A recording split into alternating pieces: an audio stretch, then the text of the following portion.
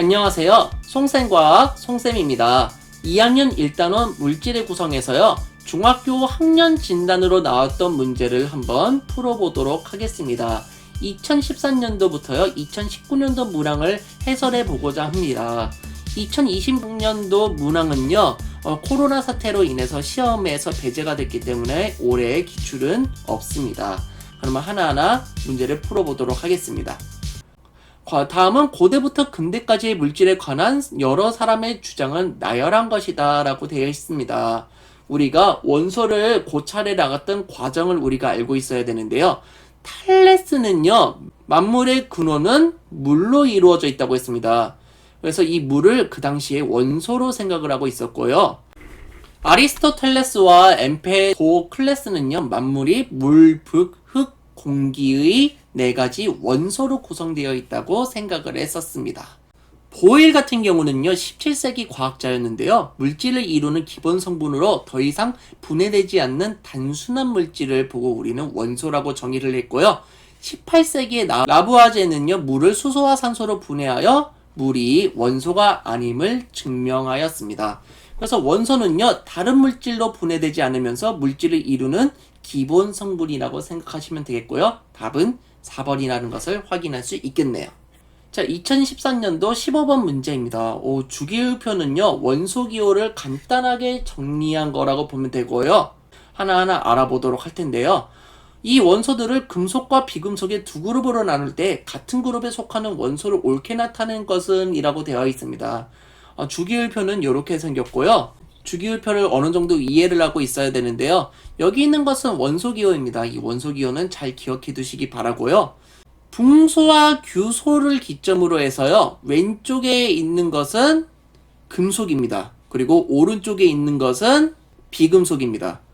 붕소와 규소는요. 중금속이라고 하는 물질로 되어 있다고 생각하시면 되겠습니다.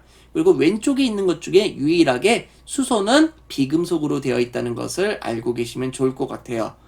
원자를 이루고 있는 전자의 껍질수가 증가하게 될 경우에는 주기가 증가하게 되어 있고요. 그래서 족은 주기율표의 세로줄을 나타내고 있고요. 1부터 18족까지 있습니다. 그리고 주기 같은 경우는요. 가로줄을 나타내고 있고요. 1주기부터 7주기까지 있습니다. 원자 껍질의 수가 늘어날수록 이 주기가 늘어나게 되고요. 족 같은 경우는 성질이 비슷한 물질로 이루어져 있다는 것을 우리가 확인할 수 있습니다. 그래서 중학교 수준에서는요. 주기보다는 족 같은 것을 잘 기억해 두셔야 됩니다. 1족 같은 경우는 알칼리 금속이라는 걸로 되어 있습니다. 리튬이나 나트륨, 칼륨 같은 걸로 되어 있고요. 은백색의 광택을 띠고 있고요. 열과 전기가 잘 통하고 무르고요. 산소나 물에 격렬하게 반응한다는 것을 알 수 있어요. 그래서 나트륨이나 리튬 같은 거 물에 던지면 되게 위험합니다. 17족 같은 경우는요. 할로겐 원소라고 하는 겁니다. 플로린, 염소, 브로민 같은 게 있고요. 독성이 매우 강하고요. 독특한 색깔이 있고 수소와 잘 반응한다라는 특징이 있습니다. 그 18족 같은 경우는요. 비활성 기체라고 합니다. 다른 화합물과 잘 반응하지 않는다는 특징이 있는데요. 헬륨, 네온, 아르곤 같은 게 있습니다. 상온에서 기체이고요. 화학적으로 매우 안정하기 때문에 다른 물질과 반응하지 않는다는 사실을 기억해 두시면 될 것 같아요. 문제를 한번 풀어보도록 할 텐데요. H는 비금속, 리튬하고 나트륨은 금속이기 때문에 1번은 아니죠. 리튬하고 베릴륨은 금속인데 F는 비금속이기 때문에 2번도 아니에요.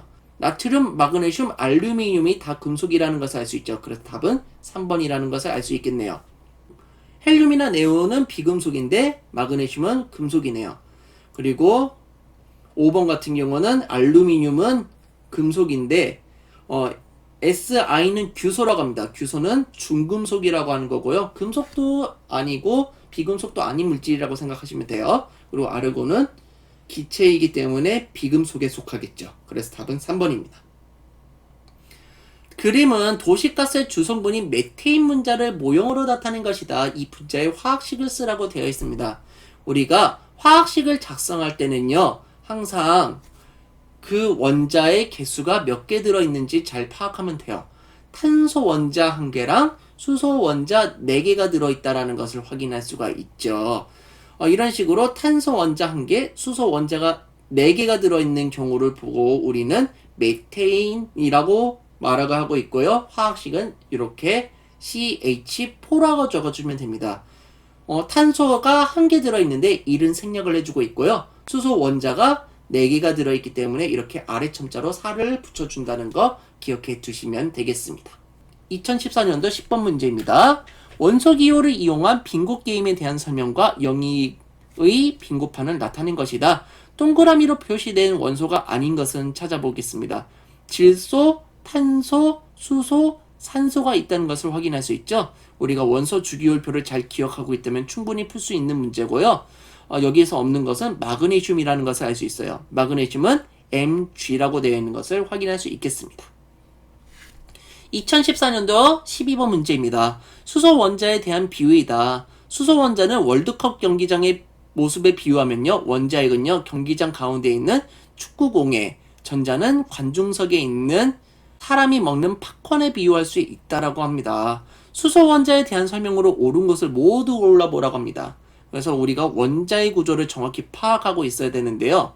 원자는요. 원자핵하고 전자로 되어 있다는 것을 확인할 수 있겠습니다. 그래서 200m짜리 경기장을 예를 든다면요. 원자핵은 약 2ml의 개미로 비유할 수 있고요. 개미가 싼 똥을 전자라고 비유할 수 있다라고 합니다. 그래서 이런 것도 확인할 수 있고요. 나중에 먼 훗날에 원자핵은 중성자랑 양성자로 구성이 되어 있다는 것을 확인할 수 있고요. 이 중성자는 업커크와 다운커크로 구성이 되어 있다는 것도 나중에 과학자들이 밝혀내게 되죠. 핵이 정말 작은 거라고 생각했는데 핵보다 더 작은 것도 있구나라는 것도 알고 계시면 좋을 것 같습니다. 그래서 수소 원자 같은 경우는 원자핵의 전하량이 플러스 1이고요. 전자는 1개가 있다는 것을 확인할 수가 있습니다. 탄소 원자 같은 경우는요. 원자핵의 전하량이 플러스 6이고 전자는 6개가 있다는 것을 확인할 수 있어요. 원자의 종류마다 원자핵의 전하량이 다르다는 것을 확인할 수 있고요. 전자의 총 전하량의 크기가 원자핵의 전하량의 크기가 같아지는 개수만큼 전자가 존재한다라는 것을 확인할 수 있겠습니다.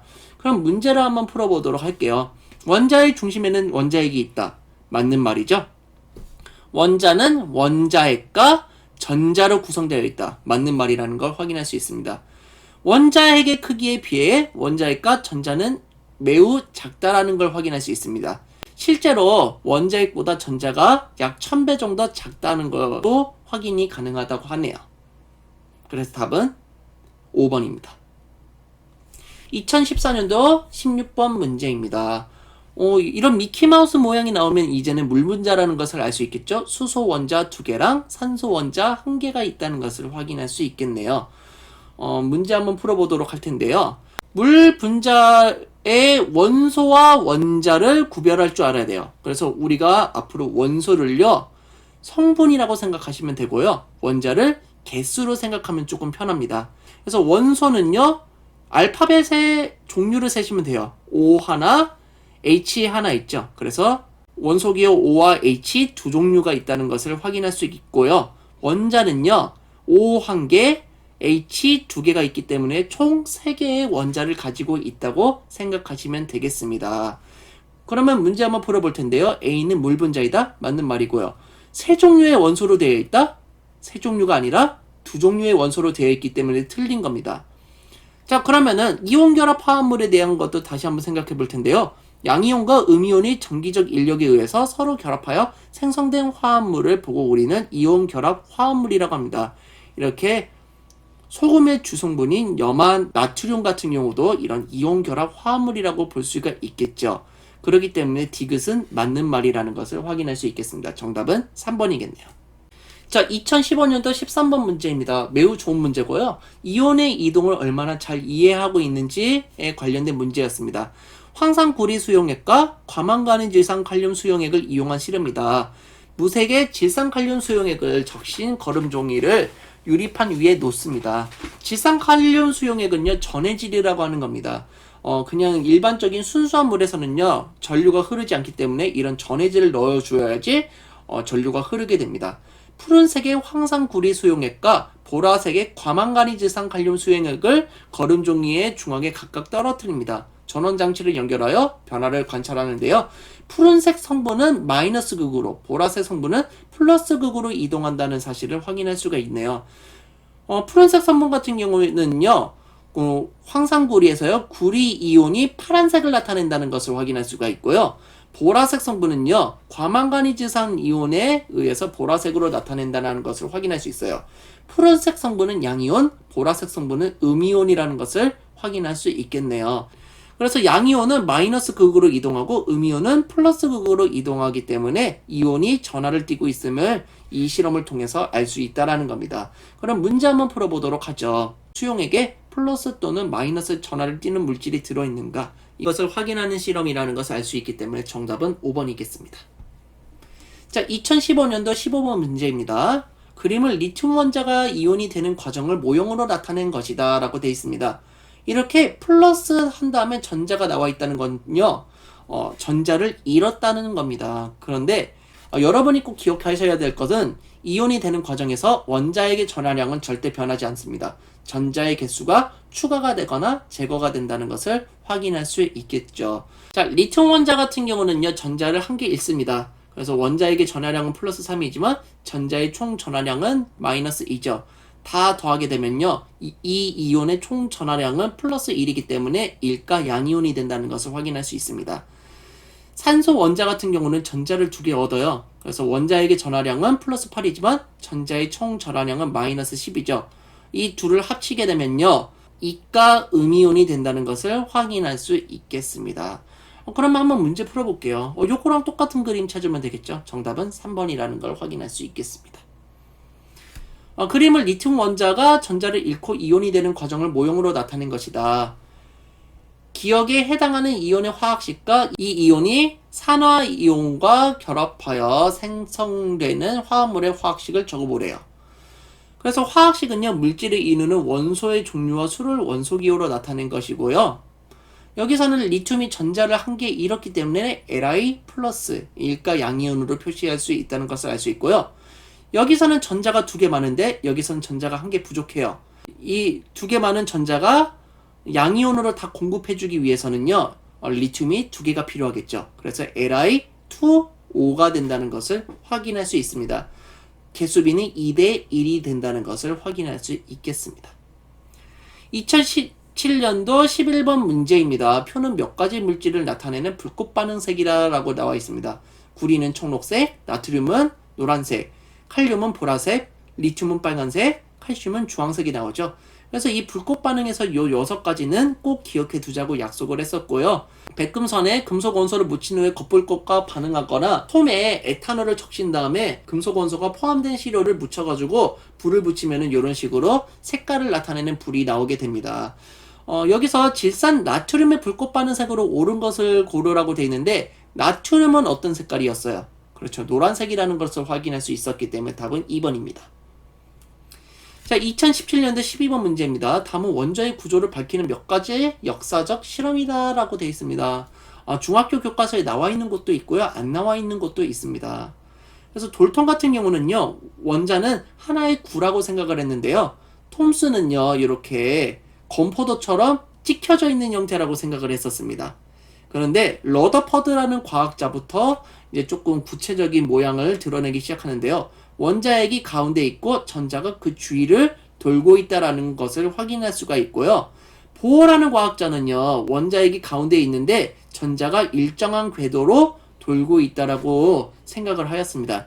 현재는요, 원자핵이 가운데 있는 건 맞는데 전자가 일정한 확률로 존재할 수 있다라는 오비탈의 개념을 도입을 해서 현재 원자 모형을 설명하고 있습니다. 그럼 문제를 한번 풀어보도록 하겠습니다. 원자는요, 플러스 전하의 원자핵과 마이너스 전하의 전자로 구성되어 있다. 오, 답이 벌써 나왔네요. 1번이라는 걸 확인할 수 있고요. 원자 내부의 공간은 대부분 원자핵이 차지한다? 원자핵은요, 그 200m 운동장으로 치면요, 개미 정도의 크기라고 생각하면 되고요. 전자는요, 개미가 싼 똥이라고 생각하면 돼요.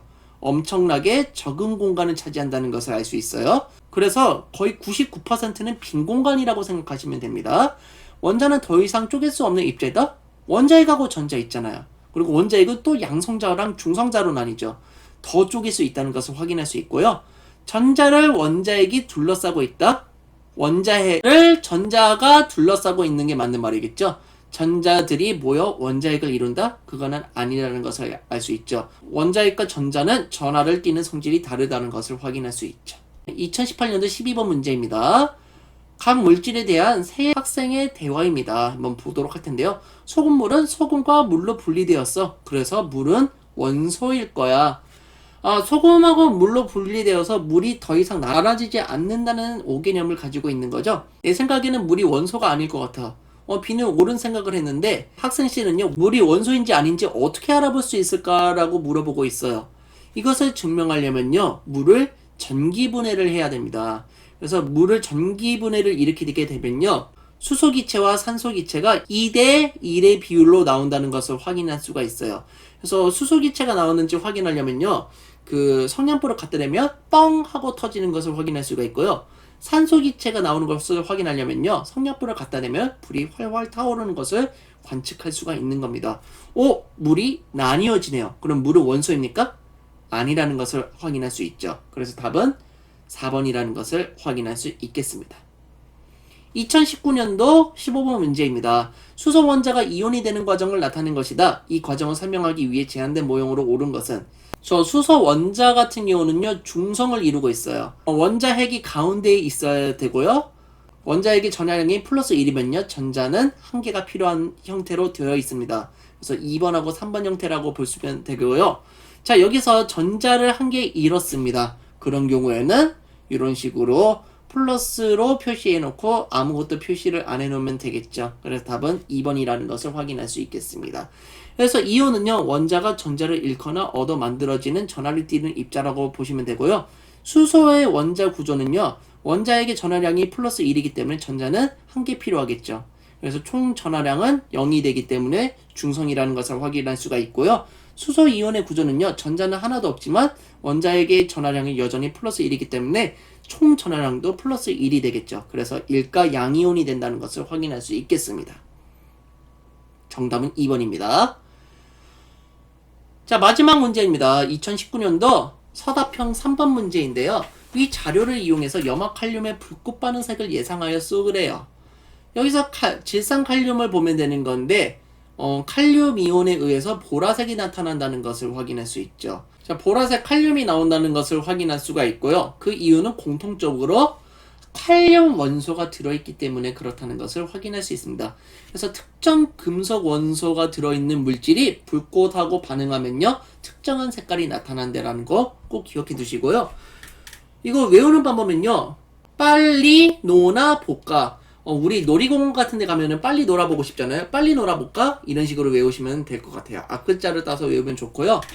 빨간색 스시 청구에 축하요, 이런 식으로 외우시면 조금 편하게 외우지 않을까라고 생각이 듭니다. 그런데 빨간색 리튬하고 빨간색 스트론튬 같은 경우는 똑같은 색깔을 나타내고 있죠. 그럼 육안으로 불꽃 반응색을 이용해서 구별을 할 수가 없고, 리튬하고 스트론튬을 구별하기 힘들다는 것을 알 수 있는데, 이것을 해결하는 방법이 바로 스펙트럼을 이용하는 방법입니다. 이런 불꽃이라든지요, 태양빛을 분광기로 관측하게 되면요, 이런 스펙트럼의 종류를 확인할 수가 있습니다. 태양 같은 경우는 선이 끊기지 않는 연속 스펙트럼으로 확인할 수 있고요. 나트륨은 노란색 하나의 선으로 나오기도 하죠. 리튬하고 스트론튬을 딱 봤을 때, 선의 개수와 굵기, 종류가 다르다는 것을 확인할 수가 있죠. 리튬하고 스트론튬의 선 스펙트럼을 관측한다면은 이 리튬과 스트론튬의 물질을 구별할 수 있구나라는 것을 확인할 수 있겠습니다. 긴 영상 봐주셔서 감사하고요. 이 영상이 즐거우셨다면 좋아요, 구독하기 부탁드리겠습니다. 여러분 감사합니다. 쏘바.